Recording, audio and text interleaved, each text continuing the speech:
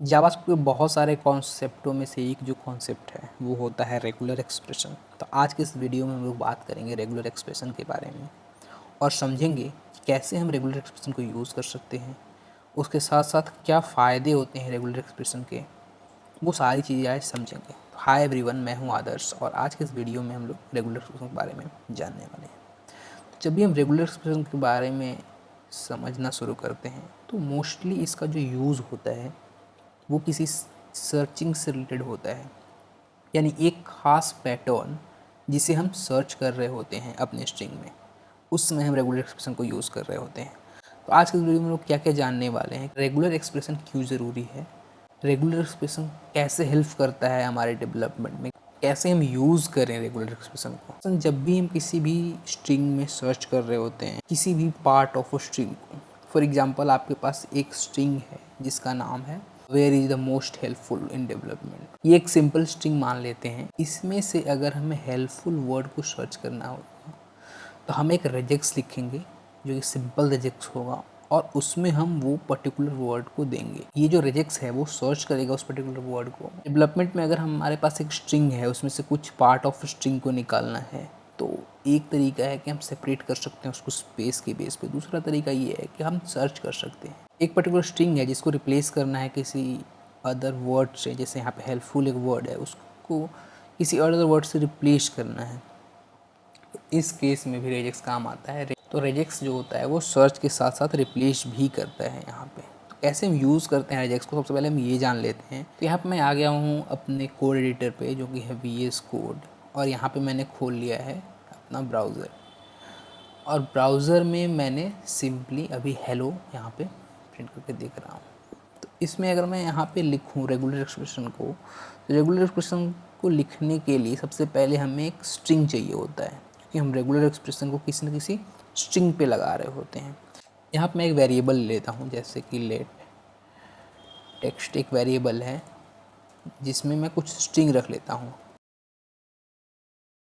इस माई coding school, ये simple एक स्ट्रिंग है।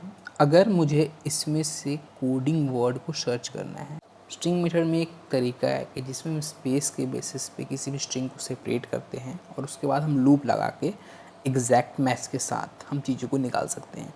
लेकिन रेजेक्स में अगर चीज़ों को सर्च करना है तो ये बहुत ही आसान है। जावास्क्रिप्ट हमें एक मेथड देता है जो कि जिसका नाम है सर्च। यहाँ पे जो सर्च मेथड यूज़ हो रहा होता है वो किसी न किसी वेरिएबल पे यूज़ हो रहा होता है ताकि उससे हम किसी भी वैल्यू को सर्च कर सकें। तो फॉर एग्ज़ाम्पल यहाँ पे टेक्स्ट मैंने यहाँ पे रख लिया है। तो अगर मैं यहाँ पे टेक्स्ट में सर्च मेथड को लगा के दिखाऊँ आपको, सर्च मेथड जो आर्ग्यूमेंट लेता है वो होता है स्ट्रिंग, क्योंकि हम स्ट्रिंग में सर्च कर रहे हैं यहाँ पे।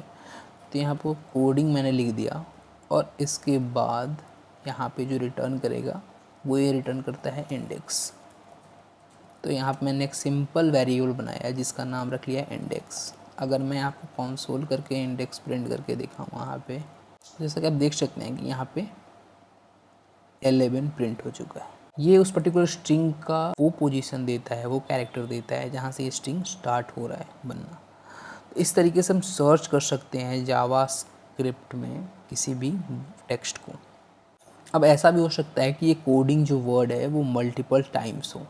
फॉर एग्ज़ाम्पल अगर मैं यहाँ पर भी लिख दूँ कोडिंग और मैं और कुछ वर्ड लिख देता हूँ, जैसे मैंने सिंपली हेलो लिखा है, एक बार मैंने और कोडिंग को लिख दिया और इसको सेव किया, लेकिन जो यहाँ पे रिज़ल्ट मिल रहा है हमें वो सिंपली मिल रहा है 11, क्योंकि ये जो स्टार्टिंग इंडेक्स है इसका, जहाँ से ये कोडिंग वर्ड स्टार्ट होना होगा, वो 11th इंडेक्स पे है, तो ये हमें 11th ही दिखा रहा है। अब यहाँ पे एक और सिनेरियो लेते हैं, जैसे यहाँ पे मैंने कोडिंग वर्ड को 2-3 बार लिख दिया है। फॉर एग्ज़ाम्पल कोडिंग वर्ड जो है वो केस इनसेंसिटिव हो, यानी जो फर्स्ट कोडिंग यहाँ पे लिखा हुआ हो ये कैपिटल C से स्टार्ट हो रहा हो, यहाँ पे जो सेकेंड कोडिंग वर्ड है वो स्मॉल c से स्टार्ट हो रहा है।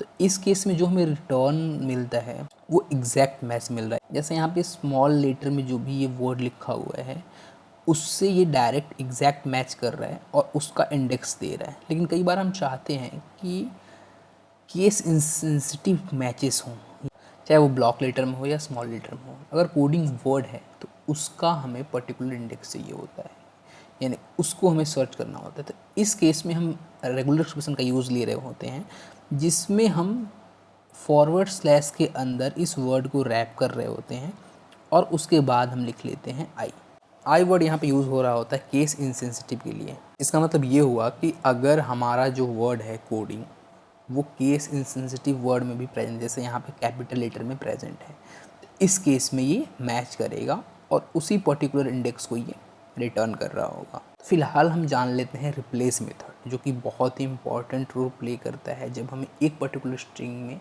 किसी पार्ट ऑफ वर्ड को रिप्लेस करना हो रहा होता है। तो अगर मैं रिप्लेस मेथड की बात करूं तो रिप्लेस मेथड भी सिंपली एक टेक्स्ट वेरिएबल पे ही लगता है, या कह सकते हैं एक स्ट्रिंग पे ही लगता है। रिप्लेस जो होता है यहाँ पे वो दो आर्गुमेंट लेता है। फर्स्ट आर्गुमेंट में वो सर्च वैल्यू लेता है जो कि स्ट्रिंग में प्रेजेंट है, वो वैल्यू उस वैल्यू को मैच करके सर्च कर रहा होता है। जैसे यहाँ पे मैंने लिख दिया कोडिंग और इसको मैं रिप्लेस करने वाला हूँ प्रोग्रामिंग से फॉर एग्ज़ाम्पल, और यहाँ पे मैंने सेव किया। तो आप देख सकते हैं कि ये जो कोडिंग है ये रिप्लेस हो चुका है प्रोग्रामिंग से। लेकिन एक चीज़ यहाँ पे और देख सकते हैं कि ये केवल एग्जैक्ट मैच के साथ चीज़ों को रिप्लेस किया है। तो अभी यहाँ पे जो कोडिंग वर्ड है वो कैपिटल लेटर से लिखा हुआ वर्ड है, तो यहाँ पे वो एग्जैक्ट मैच के साथ चीज़ों को रिप्लेस कर रहा होता है। अगर मैं यहाँ पे स्मॉल दे दूँ, फॉर एग्जांपल मैंने स्मॉल वर्ड दे दिया है कोडिंग का, तो आप देख सकते हैं कि ये जो कोडिंग है जो कि एग्जैक्ट मैच कर रहा है, या ये रिप्लेस मेथड, वो तो रिप्लेस नहीं हुआ क्योंकि इसका जो कैपिटल लेटर में ये लिखा हुआ है, जबकि जो सेकंड मैच हुआ यहाँ पे ये कोडिंग और इसको रिप्लेस किया, और जो बाकी के जो भी वर्ड्स हैं जो भी मैचेस हो रहे हैं उसके आगे ये चेक भी नहीं करता, ये फर्स्ट आर्गुमेंट को रिप्लेस कर रहा होता है। तो अगर इस केस में भी हमें केस इनसेंसिटिव वाला अप्लाई करना है, यानी हमारा वर्ड अगर सेम है, चाहे वो कैपिटल लेटर में लिखा हुआ है या स्मॉल लेटर में लिखा हुआ है, तो हम रिप्लेस करना चाहते हैं, तो सेम हम रेगुलर एक्सप्रेशन दे रहे होते हैं इसमें।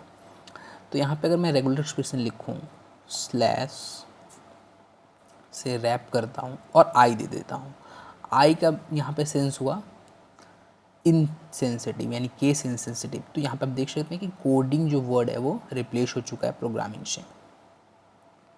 एक चीज़ और यहाँ पे है कि वो इनसेंसिटिव तो है, लेकिन केवल और केवल एक जगह ही रिप्लेस किया, बाकी के कोडिंग वर्ड को वो एग्जैक्ट छोड़ दिया। इस केस में हमें दे देना पड़ता है ग्लोबली, यानी जी। अब आप देख सकते हैं कि हर एक वो वर्ड जो कोडिंग है वो रिप्लेस हो चुका है प्रोग्रामिंग से। आई का मतलब है कि इनसेंसिटिव मोड में कोडिंग को चेक करेंगे, और जी यानी ग्लोबली रिप्लेस करेंगे, यानी पूरे स्ट्रिंग में जितनी जगह भी कोडिंग स्ट्रिंग प्रेजेंट होगा उसको हम रिप्लेस कर रहे होंगे। ये है रेगुलर एक्सप्रेशन के वो दो मेथड जो कि हमने देखा कि कैसे ये रिप्लेस मेथड चेंज कर रहा होता है चीज़ों को और रिप्लेस कर रहा होता है एक पर्टिकुलर वर्ड से दूसरे पर्टिकुलर वर्ड में। और यहाँ पे हम लोगों ने आई और जी का मतलब भी समझा। आई का मतलब होता है इनसेंसिटिव, यानी केस इनसेंसिटिव। ये वर्ड अगर कहीं पे भी मैच हो तो वो रिप्लेस कर देना है। उसके साथ साथ जी का मतलब होता है ग्लोबली। अगर ये वर्ड मल्टीपल टाइम प्रेजेंट हो उस स्ट्रिंग में, सबको इस स्ट्रिंग से रिप्लेस कर दो। तो ये दोनों का होता है। अभी हमने रिप्लेस और सर्च मेथड को देखा, अब हम कुछ और मेथड्स को देखने वाले हैं जो कि रेगुलर एक्सप्रेशन का बहुत ही इंपॉर्टेंट पार्ट है। फॉर एग्जांपल हमारे पास यहाँ पे एक स्ट्रिंग है जिसका नाम है टेक्स्ट। इसमें कुछ नंबर्स भी हैं, जैसे यहाँ पे अगर मैं कुछ नंबर्स इनपुट करूँ, जैसे 30, 43 एंड 66, सॉरी इसके अंदर ही रख लेते हैं यहाँ पे 66 और कुछ और नंबर। इस केस में अगर मुझे सर्च करना है, किसी भी पर्टिकुलर नंबर को ही सर्च करना है, नंबर को ही निकालना है, तो हम कैसे निकाल सकते हैं? उस केस में जावास्क्रिप्ट का रेगुलर एक्सप्रेशन एक और मेथड दे रहा होता है जिसका नाम है मैच। तो अगर मैं यहाँ पे एक वेरिएबल लगाऊं रिजल्ट, और यहाँ पे अगर मैं टेक्स्ट जो कि एक स्ट्रिंग वेरिएबल है, इसमें मैं एक मेथड लगाऊं जिसका नाम है मैच, और मैच में हम रेगुलर एक्सप्रेशन लिखने। रेगुलर एक्सप्रेशन लिखने के लिए हमें दो फॉरवर्ड स्लैश लिखना पड़ता है सबसे पहले, उसके बाद उसी के अंदर हम रेगुलर एक्सप्रेशन लिख रहे होते हैं जावास्क्रिप्ट में। तो यहाँ पे बैकवर्ड स्लैश और डी लिखूँ अगर मैं, और इसको मैं सेव करूँ, तो आप देख सकते हैं कि ये एक ए रिटर्न कर रहा होता है और उसका इंडेक्स भी रिटर्न कर रहा है। 25th इंडेक्स पे जो 3 वैल्यू है वो प्रेजेंट है। तो इस तरीके से हम स्ट्रिंग को सर्च कर पा रहे हैं। लेकिन यहाँ पे एक प्रॉब्लम है कि ये जो मैच मेथड है वो जो नंबर रिटर्न कर रहा है वो फर्स्ट अकरेंस जो नंबर है वो रिटर्न कर रहा है, जैसे कि आप देख सकते हैं यहाँ पे 3। तो अगर मैं ग्लोबली यहाँ पे लिखूँ यानी जी लिखूँ, अगर मैं फिर आपको दिखाऊं तो ये रिटर्न करता है एक एरे, और उस एरे में वो सारे नंबर होंगे जो कि वो स्ट्रिंग में प्रेजेंट होंगे। तो यहाँ पे देख सकते हैं कि 343 और उसके बाद 66 एंड 43, ये सारे नंबर यहाँ पे हमें देखने को मिलते हैं। तो यहाँ पे जो स्लैश डी जो रेगुलर एक्सप्रेशन है मैचर है वो डिजिट को, ये पर्टिकुलर डिजिट को फाइंड कर रहा होता है। उसी तरीके से और भी मेथड हैं, जैसे कि एक जो इम्पॉर्टेंट मेथड है वो है टेस्ट। जो टेस्ट मेथड है वो रेगुलर एक्सप्रेशन पे वर्क कर रहा होता है और वो अपने अंदर एक स्ट्रिंग एज आर्ग्यूमेंट ले रहा होता है। तो फॉर एग्जांपल मैं यहाँ पे एक रेगुलर एक्सप्रेशन लिखूँ सिंपली बैकवर्ड स्लैश डी, और इसमें मैं अप्लाई करूँ यहाँ पे टेस्ट, और इसमें मैं ये स्ट्रिंग जो है जो कि यहाँ पे टेक्स्ट में लिखा हुआ है ये अगर पेस्ट करूँ सिंपली, और इसका अगर हम रिज़ल्ट निकालें, फॉर एग्जांपल मैंने यहाँ पे डी ले लिया है और इस डी को मैं यहाँ पे सिंपली प्रिंट कराने वाला हूँ। तो आप देख सकते हैं कि ये रिटर्न कर रहा है ट्रू, क्योंकि इस पर्टिकुलर स्ट्रिंग में वो जो डिजिट है वो प्रेजेंट है। और अगर मैं इस डिजिट को हटा देता हूँ, फॉर एग्जांपल मैंने यहाँ पे हटाया तो रिटर्न कर रहा है फॉल्स। तो टेस्ट मेथड रिटर्न करता है बूलियन, और ये वर्क करता है अपने रेगुलर एक्सप्रेशन पे, और जो भी रेगुलर एक्सप्रेशन होगा उसके करस्पॉन्डिंग वो स्ट्रिंग में किसी भी तरीके का मैच मिलता है तो उसके हिसाब से वो बूलियन वैल्यूज़ रिटर्न कर रहा होता है। एक और मेथड है जिसका नाम है एग्जीक्यूट। तो यहाँ पे उस पर भी अप्लाई हम करके देखते हैं। तो डॉट एग्जीक्यूट, और उसमें भी हम, और इसमें भी हम टेक्स्ट वेरिएबल को पास करेंगे, और अगर मैं जैसे ही सेव करूं तो यहाँ पे रिटर्न कर रहा है नल, क्योंकि अभी डिजिट इस स्ट्रिंग में कहीं भी प्रेजेंट नहीं है। अगर मैं यहाँ पे डिजिट लिखूं तो ये भी रिटर्न करता है, जैसा कि आप देख सकते हैं ये है इंडेक्स रिटर्न कर रहा है। तो ये बिल्कुल वैसे ही वर्क कर रहा होता है जैसे हमने ऊपर का मेथड देखा मैच है। वो सारे मेथड जो कि रेगुलर एक्सप्रेशन के हैं। और मैं आपको एक वेबसाइट के बारे में बताना चाहता हूँ जिसमें बहुत ही इम्पॉर्टेंट रेगुलर एक्सप्रेशन के बारे में सारी जानकारी दी हुई है, आप इससे पढ़ सकते हैं। तो यहाँ पे मैंने एक वेबसाइट के बारे में खोल रखा है इसको, ये है W3 स्कूल, जो कि बहुत ही इम्पॉर्टेंट वेबसाइट है, और इसमें वो सारे रेगुलर एक्सप्रेशन अलग अलग तरीके से लिखे हुए हैं। तो मैंने सिंपल रेगुलर एक्सप्रेशन बताया, उसके मेथड्स बताए, लेकिन और भी आप पर्टिकुलर रेगुलर एक्सप्रेशन के बारे में ही जानना चाहते हैं तो आप इस वेबसाइट को फॉलो कर सकते हैं। और इस वेबसाइट के अंदर वो पर्टिकुलर अलग अलग तरीके के रेगुलर एक्सप्रेशन लिखे हुए हैं। उसके बाद यहाँ पे अलग अलग तरीके के मेथड्स भी जो कि मैंने अभी बताया है, इन मेथड को वो मेथड्स भी इसमें बताया गया है। और उसके साथ साथ रेगुलर एक्सप्रेशन, जैसे आप किसी भी नंबर को फाइंड आउट करना है या किसी भी यहाँ पे सेपरेशन को, यानी एक्स या वाई इसमें से कुछ किसी एक वैल्यूज़ को फाइंड आउट करना है, तो अलग अलग रेगुलर एक्सप्रेशन कैसे हम लिखते हैं ये बताया गया है। और आप गूगल पे भी चीज़ों की जगह पढ़ सकते हैं, जैसे यहाँ पे मैंने लिखा रिजेक्ट सीट इन जावास्क्रिप्ट। और अगर आप यहाँ पे देखें तो इसमें वो सारे रेगुलर एक्सप्रेशन के बारे में जानकारी मिलती है हमें।